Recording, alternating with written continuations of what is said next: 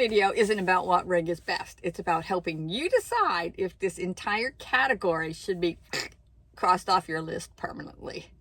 I'm going to assume you already have a good idea of your travel lifestyle, how often you move, what kind of comfort you want, where you want to stay. But if you don't, I've already done a full lifestyle video because rig choice makes sense only after decision.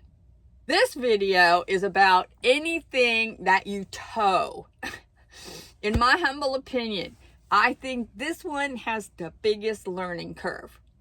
I'm interrupting this video for just a moment because I feel like tow behinds have the biggest learning curve of any category that we're talking about.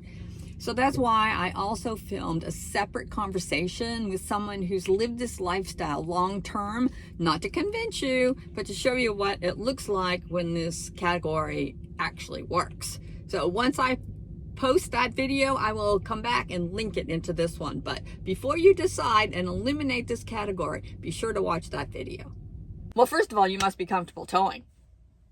You're gonna have to know how.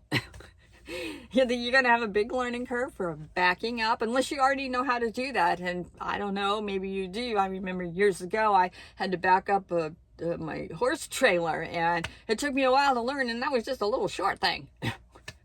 You're also going to need increased stopping distance. You're not going to be able to stop on a dime. Not that any of our rigs actually do, but this one is even going to be worse. Wind, sway concerns. I've seen travel trailers going down the road or fifth wheels that look just like semi-trucks swaying in the wind. How about mountain driving stress up the steep mountains and down the steep hills? And height and length awareness is important as well. My mom and dad used to live in a fifth wheel, and they were somewhere in one of the Carolinas, I forget now which one, and they were up in a mountain or a big hill area, and somewhere along the line there was an overpass. And they got up to it. My dad realized that they were not going to be able to get under it. And so they ended up having to back down this mountain about a mile with traffic going this way and this way because they couldn't make it onto the overpass. So you're really going to have to be aware of height, and I have seen length requirements as well. So you're going to need mirrors, the big kind. If you don't already have a truck that has the capability of towing whatever tow behind you want, or a fifth wheel even in this case, then you're going to have to go and buy something that will tow it, and that can be very expensive. Another thing I think that would be a consideration if you have a big old truck and you're pulling a heavy something or other, then your fuel mileage is not going to be real great either. And when you have maintenance, you're going to have maintenance both on the truck and on the trailer. You're going to spend some time with your setup and your breakdown. You're going to have to hitch and unhitch, your leveling, the stabilizers, and you got slides to manage. Did I say anything about this being a giant learning curve? I mean, it would be for me.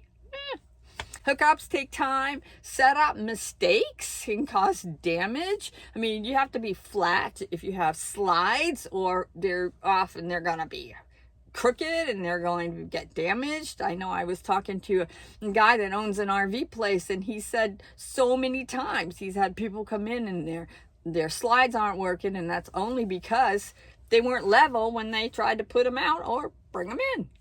So travel days really are just more work. Now, in addition to that, you're going to have, I think, probably some parking limitations and some campsite limitations. So it's going to be harder to just park spontaneously. I was at Walmart the other day, and there was a pickup truck with a travel trailer, a long one, and they were parked lengthwise right down across 15 parking spots because there's no place that you can actually pull in to go shopping at Walmart, in a Walmart shopping center. And so that's going to apply to a lot of places that you want to park. And some campgrounds have size restrictions as well.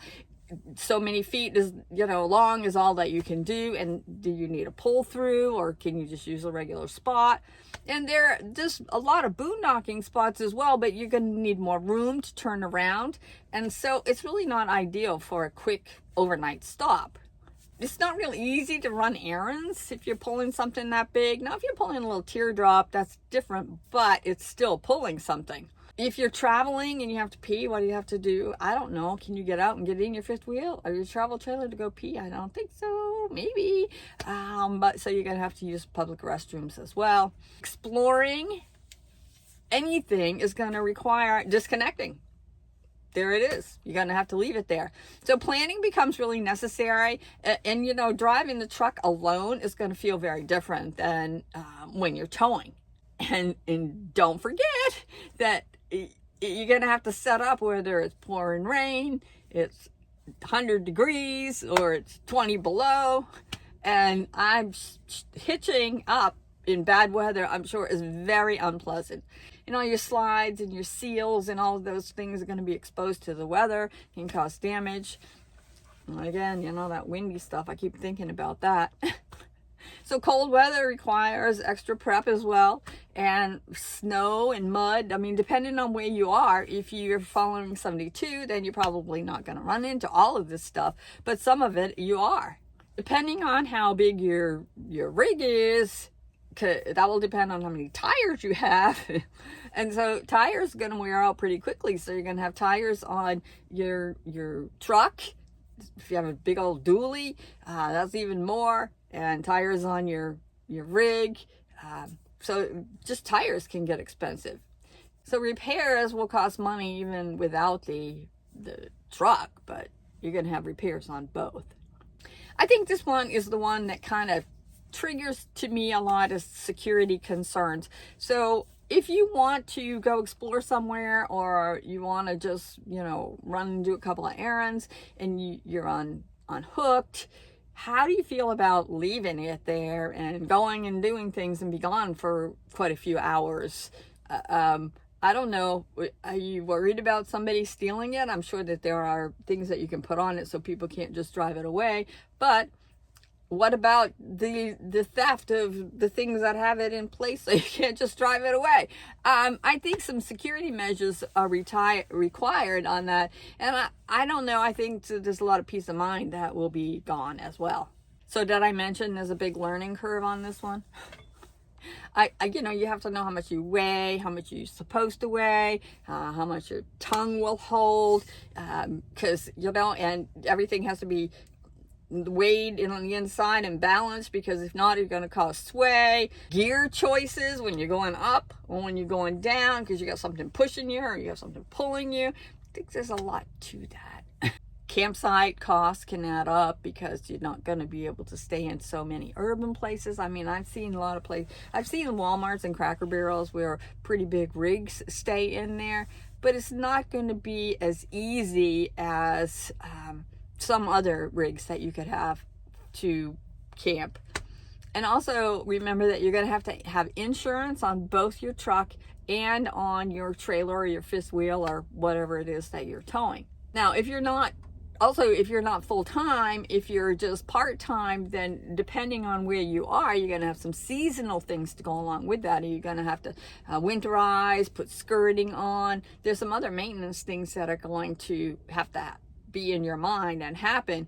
And staying in a park, sometimes, you know, they have long-term rules that may apply. So there's a lot more, I think there's a lot more planning and research and a bigger learning curve than goes along with any kind of tow behind. Lifestyle fit is going to be a big one for this, because you're gonna probably is going to be for you if you're gonna have longer stays, and it's because daily movement is just too much. But a travel trailer or fifth wheel, something bigger like that, is going to feel more like home because it's not right in with your driving area. But planning replaces the spontaneity. You really have to keep that whole map up and figure out where you're going next, because it's harder to just pick up and go. It works best with a slower travel style. Answer this. Is this a category that you want to eliminate right now? If you're still not sure and you haven't explored what your lifestyle options and choices are going to be, because that is what really regulates what's going on here with what rig you're going to want, then you need to do that first before you can actually cross this off. Although you might want to cross any of these off before you get any deeper into it. This is the second video in my Eliminate Before You Buy series. The first video was about the cars, SUVs, vans, cars, SUVs, Jeeps, and minivans. My next video is going to be about all the drivables, the vans, the Class Cs, the Class As, anything that you can drive, pickup campers even. So anyway, stick around for that. And again, go check out that lifestyle video if you haven't quite figured that all out yet. And I will link that and the other video that's already in this series. I'll link it below. So until next time, peace.